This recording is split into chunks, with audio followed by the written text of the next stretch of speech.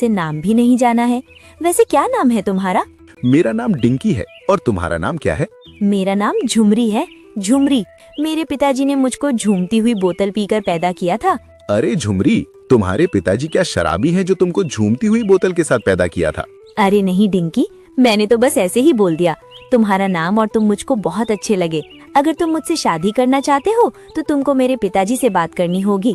हाँ, मैं तुमसे शादी करने के लिए कुछ भी करूँगा। चलो तुम्हारे पिताजी के पास चलते हैं। और दोनों पिताजी के पास गए।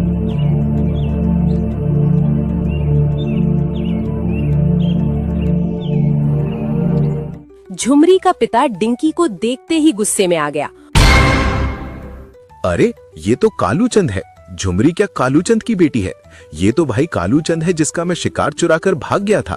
अगर इसने मुझको पहचान लिया तो मेरे लिए तो मुसीबत खड़ी हो जाएगी और मैं झुमरी की नजरों में भी चोर बन जाऊंगा। खैर, अब तो ये बुढ़ा हो गया, इसको क्या याद होगा। पिताजी को मेरा नमस्कार।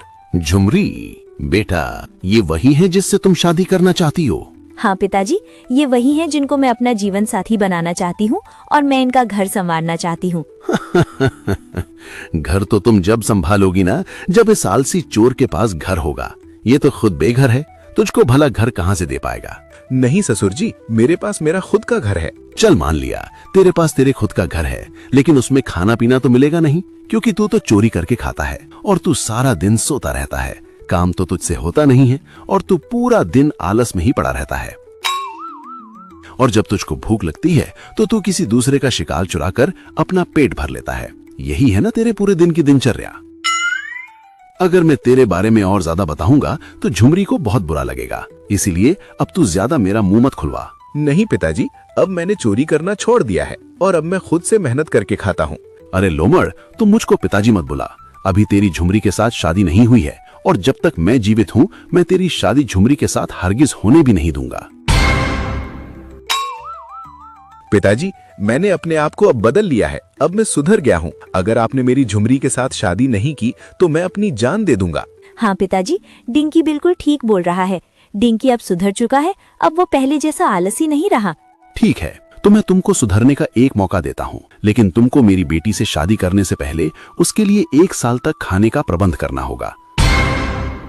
अगर तुम इतना खाना इकट्ठा कर पाओ तभी मैं तुमसे अपनी बेटी की शादी कर पाऊंगा। क्या तुमको मेरी ये शर्त मंजूर है? हाँ कालूचंद, मुझको तुम्हारी ये शर्त मंजूर है। अब मैं तुम्हारे पास जब ही आऊंगा जब तक मैं 1 साल के राशन का प्रबंध ना कर लूं।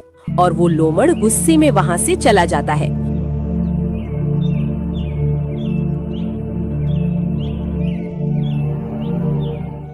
और एक स्थान पर बैठकर सोचने लगता है। अरे यार, मैं उस कालूचंद से साल भर का राशन इकट्ठा करने का वचन तो दे दिया, लेकिन मुझसे तो ये होगा नहीं। अब मुझको कुछ ना कुछ जुगाड़ लगाना होगा। तभी उसने बिजली को आते हुए देखा।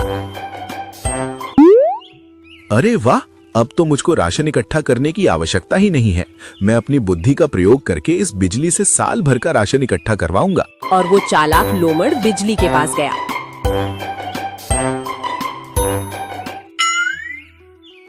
अरे बिजली रानी, कहाँ से आ रही हो? अरे तुमको मुझसे क्या, मैं कहीं से भी आ रही हूँ। फिर भी मैं तुमको बता ही देती हूँ, सर्दियाँ आने वाली हैं और मैं सर्दियों के लिए खाना इकट्ठा करने वाली हूँ। मैं खाना खोज कर आ रही हूँ। तुमको तो पता है सर्दियाँ 1 साल तक रहेंगी और मुझको पूरा साल का राशन इकट्ठा करना है। अरे बिजली रानी, काहे इतना परेशान होती हो? भला मेरे होते हुए तुमको राशन इकट्ठा करने की क्या जरूरत है? हम दोनों साथ मिलकर राशन इकट्ठा कर लेंगे। हम दोनों साथ मिलकर राशन इकट्ठा कर लेंगे? क्या मतलब है तुम्हारा? मतलब साफ है बिजली रानी। अब तुम इतनी सर्दियों में भला अकेली कैसे रह पाओगी? तुम मेरे साथ शादी